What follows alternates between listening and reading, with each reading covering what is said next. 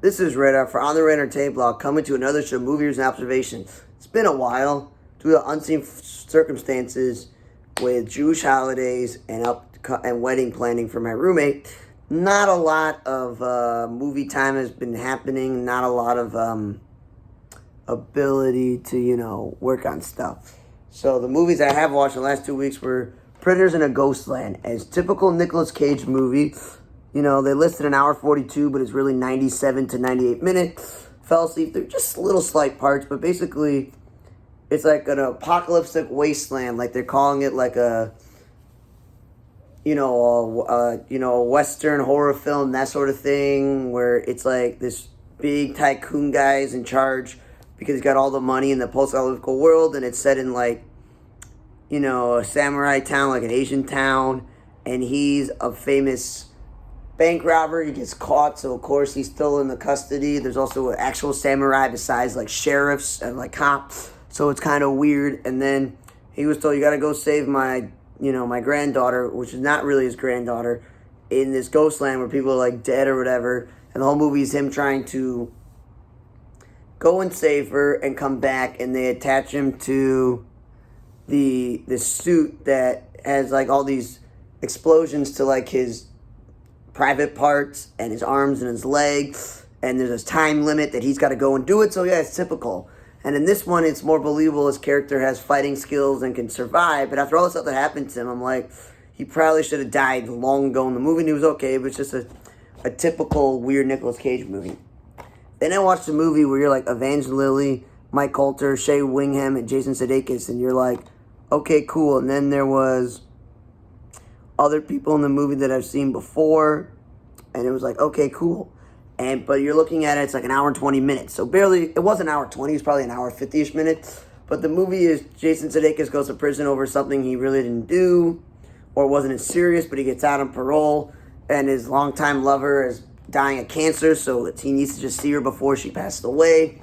A terrible accident happens from a side job from his parole officer, and that leaves him in the crosshairs of like a bad guy. And usually Mike Coulter in Evil, and obviously Luke Cage, he's usually playing good guys. And the dude that was in Benchwarmers and Prison Break, he was also playing a drug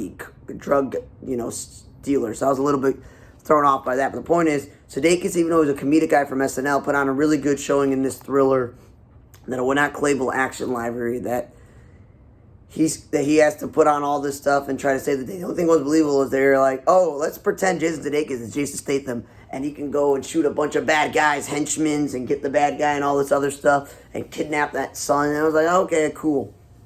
So like he put on a good show in this dramatic role, but some of the movie wasn't believable, and it was okay to sit there for like 2 minutes.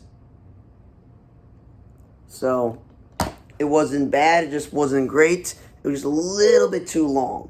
It seems like I'm watching a lot of these Shea Wingham movies, so it's interesting.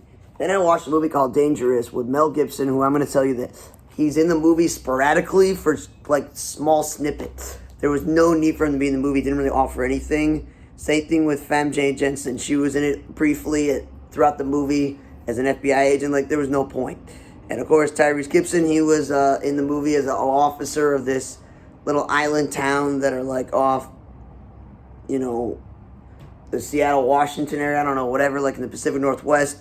He's a cop there, and of course, Kevin Durant, the bad guy, he's just got a bad guy looking face here, like he always plays a creeper bad guy. And the movie's pretty simple.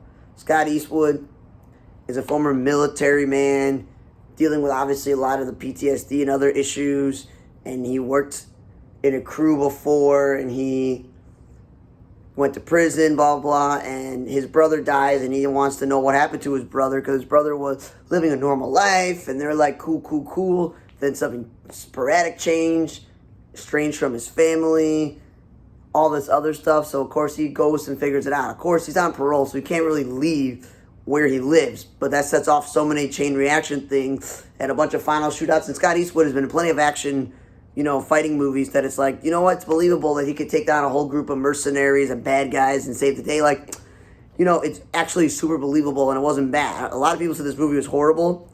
It's a little bit dry, a little bit boring at sometimes, with some bad acting and wasteful scenes. But, it's it was barely 99 minutes. It was like 92, 93 minutes. If you, like me, fell asleep through it multiple times, you have to go back and figure out, like, why his brother was out there and everything. But it was not bad. Then I watched The Birthday Cake, and it was one of the worst movies I ever watched. It was confusing, hard to follow, and they're trying to do this Italian mobster gang movie. Ewan McGregor, Obi-Wan Kenobi played a pastor. Lorraine Bacaro played like his mother. Val Kilmer, sorry that he had cancer and all this other stuff, but it's like the second or third time I've seen a movie where he can barely talk and he's just going like that, and they got to put subtitles on.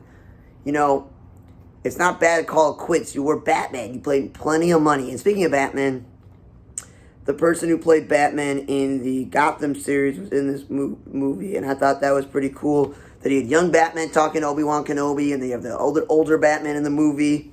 And yeah, typical guys who were like Italian actor. One of the ones recently who passed away, who was in a lot of those Italian mobster gangster TV shows and movie.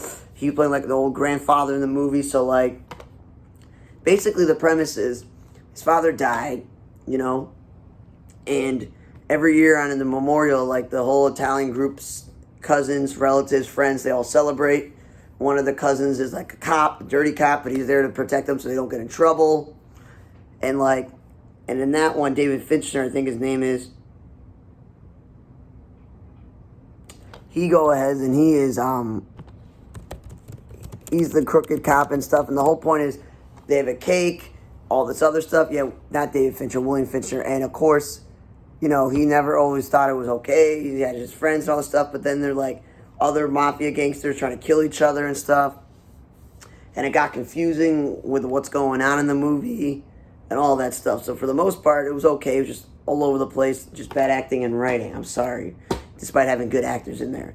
Then the last movie I got watched is American Sicario. I've never heard of this Philippe Haddad, but he's supposedly this white guy in Mexico who sets up this whole infrastructure of being in a cartel, but then working with other cartel people, and then there's rivals and all this stuff. And then I feel bad for Danny Trejo. He wasted his time playing the father-in-law who doesn't approve of how his son-in-law handles things, how he treats his daughter.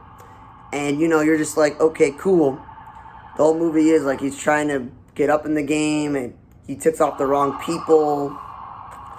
And when he does that, for the most part, he gets screwed over because the DEA wants bad guys. They want to arrest him, blah, blah, blah. And of course, I'm sorry to spoil it, but this movie was like 90-something minutes long, and he dies in the end. Like, there's no point in making this movie. It felt like a waste. Calling it American Sicario seems like it's pretty cool and decent, but it was just god-awful, man. The shooting, the action shooting scenes, some of the acting. So if I had to pick a best movie, it has to probably be just basically Jason Sudeikis' acting in South of Haven and the action scenes in Dangerous and the weirdness of Nicolas Cage, because everything else was just, junk.